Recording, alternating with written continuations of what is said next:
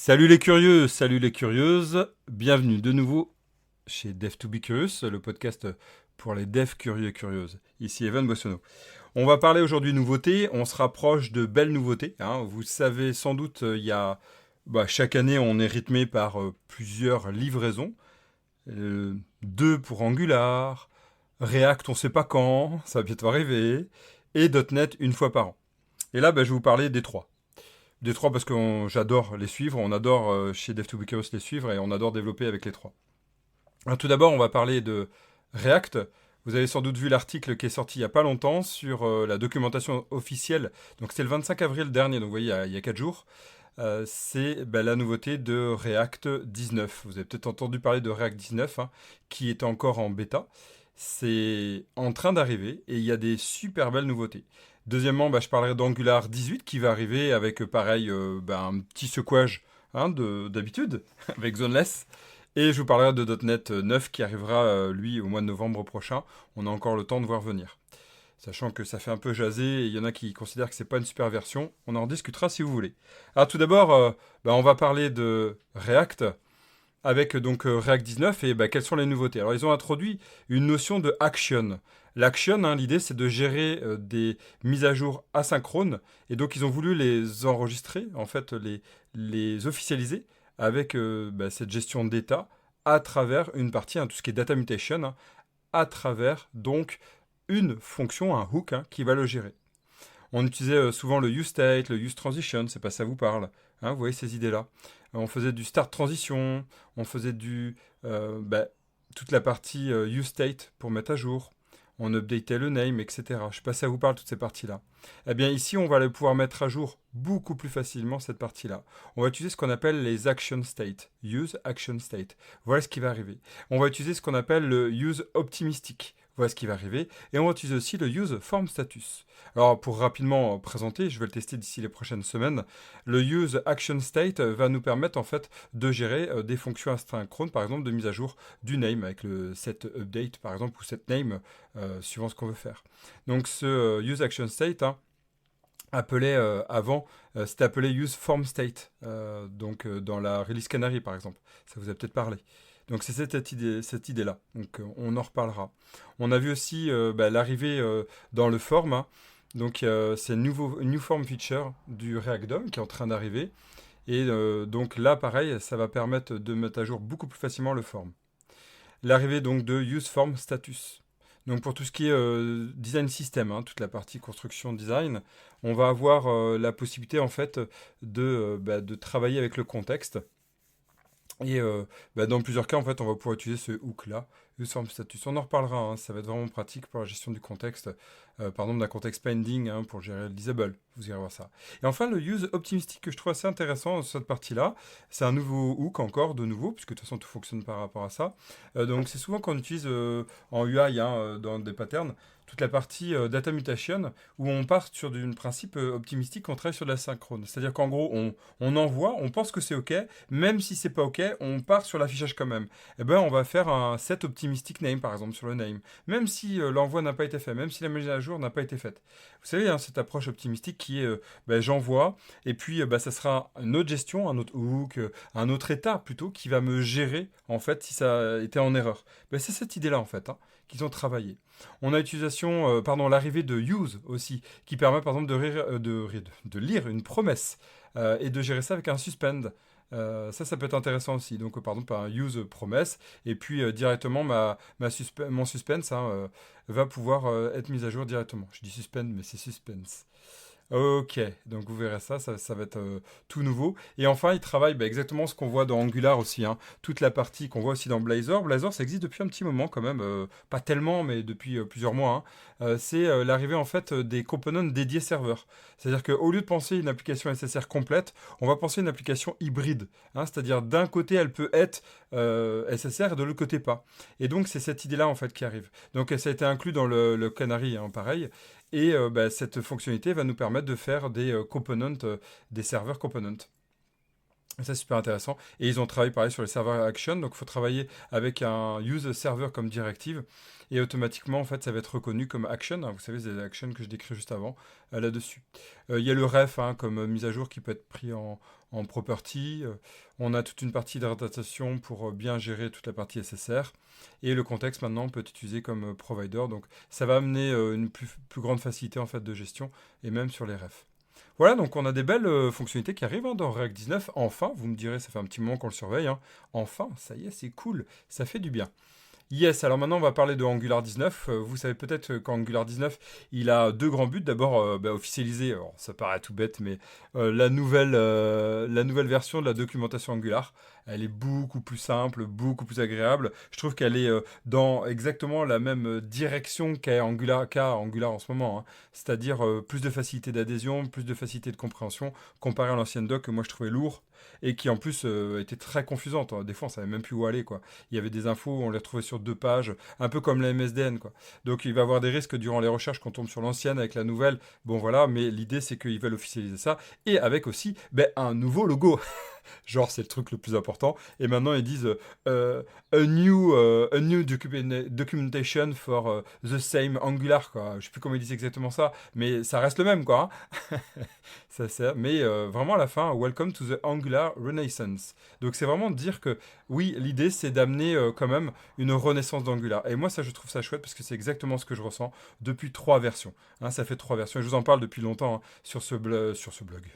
Sur ce podcast. Ok, et à travers notre blog aussi. Alors, qu'est-ce qu'on peut avoir sur Angular 18 Il y a des fonctionnalités comme Default Content qui va apparaître. Il y a aussi quand même toute une partie sur le nouveau template compiler. Vous savez que le template compiler, c'est un des points qui, si vous avez suivi tout ce que j'ai pu raconter sur ce podcast et les actualités d'Angular, vous savez que c'est un point qui a vraiment été le travail, je dirais, depuis Angular 9. Hein. C'est Eevee. Hein, c'est Eevee qui a été là pour essayer de travailler, améliorer les performances sur la génération du template. Car peut-être que vous ne le saviez pas, mais le HTML qu'on utilise n'est pas le HTML qui est exécuté. Pas du tout. Hein. Tout ça, c'est transformé dans du JS, des fonctions de génération qui parlent au DOM, en fait, directement. C'est des functional DOM. Et donc, ils vont parler au DOM, ils vont dire écris ça, mets à jour ça, appelle mes fonctions Angular pour générer tel truc et telle mise à jour par rapport à notre directive. Allez voir, hein, le main.js, c'est super sympa, allez voir par rapport à ça, ou tous les lazy load, si vous faites du lazy load, faites du lazy load. Non, je n'ai pas le droit de donner d'injonction, mais quasiment, celle-là est quand même importante. Bref, revenons à nos moutons. Eh bien, ce qui est présenté hein, dans un article c'est de NG News, hein, ils en parlent. Le compiler avant, c'était vraiment un gros monolithique. Hein, en fait, ils ont essayé d'améliorer ça, mais au bout d'un moment, un monolithique, on sait ce que ça donne. Hein. Donc, ils ont essayé de splitter en un système qui est beaucoup plus intelligent, avec un système de pipeline. Ça a apparu en 17.3. Hein, et donc, vous pourrez aller voir hein, une vidéo là-dessus qui parle de ça. Donc, comment ils ont pensé le nouveau système de template. Et donc, le @if, @else, @for, @defer et tout ça, c'est en lien avec toute cette mise à jour aussi. Hein, c'est avec toute cette mise à jour. Donc, clairement, on va arriver à ça. Et le deuxième point, qui est quand même le plus important, qui fait jaser une partie de la communauté Angular et qui rassure et qui plaît à toute l'autre partie, c'est toujours pareil, il y a toujours des aficionados et aficionadas des deux, eh bien, c'est donc l'arrivée des signal components, hein, donc ce qu'on appelle les signals, qui va nous permettre de travailler sans la zone. Et je vous remontrerai encore, je fais pas mal de live Twitch là-dessus, j'en ferai un demain après-midi d'ailleurs, si vous suivez cet épisode au 29 avril, il y a donc cette volonté de travailler sur le signal et montrer à quel point ça fonctionne. Donc Angular 18 arrive dans un mois, hein, et moins d'un mois même maintenant, donc on va se préparer là-dessus, et on est vraiment sur cette idée de zoneless, signal et zoneless. Waouh! Donc c'est un nouveau système qu'on appelle Hybrid Change Detection, hein, et après zoneless Change Detection. Et cette idée, c'est de travailler en dehors de la zone. Hein, on va pouvoir travailler avec le Mark for Check, on va pouvoir travailler tout ce qu'on connaissait, mais vraiment sans la zone. Et ça, c'est extraordinaire. Donc, la toute dernière, hein, la 18, la 17.3, amène cette idée-là, et waouh, c'est parti. Donc, ça y est, Angular est vraiment en train d'amener un coup de fouet. Enfin, enfin, à tout ce qui est souhaité depuis longtemps d'Angular. Comme je disais, il y a une partie des personnes qui disent, attendez, Angular de base, il y a Angular 2 quand il est apparu, même Angular JS, hein, c'était de se dire que tout était automatisé. Tout était automatisé, c'était leur force de vente en fait, hein, et même leur marque de fabrique. Ouais, mais ça c'est bien pour des petites applis. Et on a vite remarqué, hein, que c'est bien pour des petites applis, oui, vraiment. Et après, on va trouver plutôt des techniques pour, avec le on-push, c'était la première technique, hein. Puis après, le change detector ref, pour essayer de casser tout ça, parce que autrement, ça devenait vite un bordel monstrueux pour gérer toutes les mises à jour des detect changes. Ok, donc voilà. Et enfin, on va parler donc du coup de quoi? Des nouveautés de la .NET 9. Alors là, on est encore sur les prémices, mais voilà ce qui est mis sur la doc, hein, au 13 mars dernier. C'est vrai que j'avais pas fait d'épisode là-dessus. Le successeur de .NET 8 met l'accent donc sur les applications euh, native cloud, hein. Donc ça fait jaser parce qu'ils se disent bah oui, à quoi ça sert? Il y a déjà pas mal de choses qui ont été faites, mais non, ils vont rajouter des fonctionnalités par rapport à ça. Alors qu'est-ce qu'on peut voir là-dessus? Ils vont travailler sur les performances, ils vont travailler sur la sérialisation, hein, sur JSON sérialisation. Sur LinkU, ils vont rajouter Count By et Aggregate By, par exemple. Il y avait aussi des améliorations sur GourBy qui avaient été faites. Voilà, donc pareil, je ferai des exemples, hein, très bientôt là-dessus. On va travailler sur tout ce qui est queue, sur collection pour améliorer ça. On a aussi toute une partie sur le chiffrement one-shot, hein, de hachage. Ils appellent ça le cryptographic operation. C'est des classes qui utilisent l'algorithme KMake, hein, si vous connaissez. Moi, je m'y connais peu, hein, sur cette partie-là. Je maîtrise, hein, les fondamentaux de la sécurité, mais je pousse pas très loin, hélas, sur cette partie-là. Donc, je fais appel à des experts là-dessus. On a vraiment toute une partie donc, de travail statique one shot, hein, sur encore renforcer la sécurité. Et oui, c'est toute la partie cloud aussi, hein. Donc voilà, on est vraiment sur cette volonté-là. Il y a une nouvelle implémentation persistante de Assembly Builder, hein, qui permet de créer toute une partie de gestion de l'assembly aussi en cours et de l'amélioration comme d'habitude sur les performances. Ils accélèrent, hein, intègrent les améliorations apportées par exemple au calculateur JIT que vous connaissez peut-être 64 bits. Et ce qui est bien, donc c'est une question aussi, c'est quelque chose qui est en cours de travail, ils améliorent encore l'AOT. Si vous n'avez pas suivi l'AOT, hein, sachez que c'est toute cette partie où on rajoute du code pour détecter en amont de la génération du code, donc au moment de la compilation, on va rajouter, dès qu'on sait sur quelle machine on est, on peut rajouter, on peut détecter des ifs, éviter de les gérer, etc.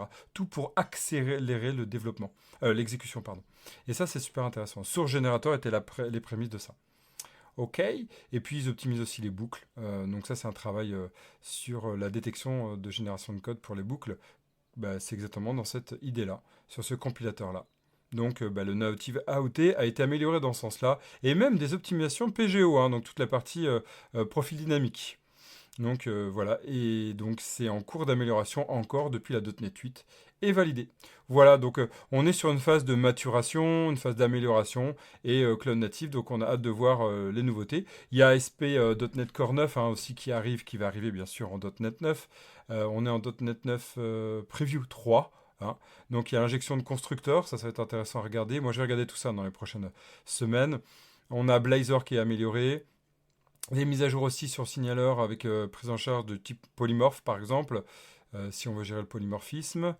Voilà, et puis toute la partie API minimal, hein, si on veut travailler ça dans Web API. Voilà, et puis c'est tout, hein, grosso modo, les mises à jour. Donc c'est pas énorme, mais toujours pareil, ça va améliorer la performance, ça va améliorer le débugage, voilà, des choses comme ça, où c'est un peu plus confortable. Il y a Signaler, comme je disais, et puis vous avez Maui, hein, qui va toujours être amélioré en .NET 9.